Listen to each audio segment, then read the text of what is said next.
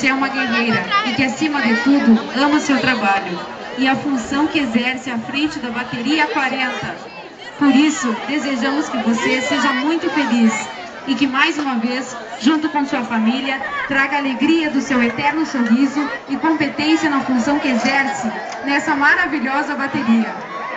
O que aconteceu com você serviu para fortalecer seu amor pelo nosso carnaval e pela nossa bateria, pois você é o nosso destaque principal, como a primeira mulher a comandar uma bateria.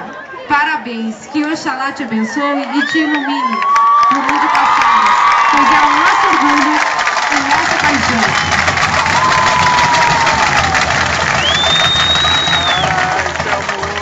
E que você esteja mais uma vez no carnaval, onde você e sua família irão brilhar.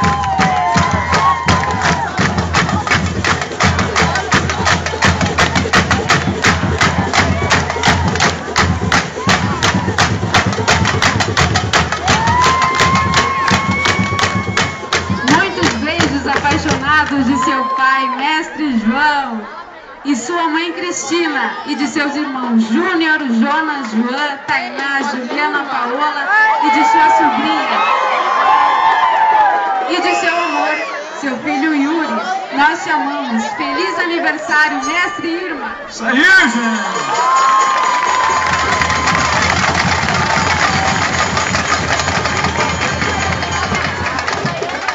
Se faz presente também na festa, a Prefeitura, a Secretaria Municipal de Saúde e Meio Ambiente.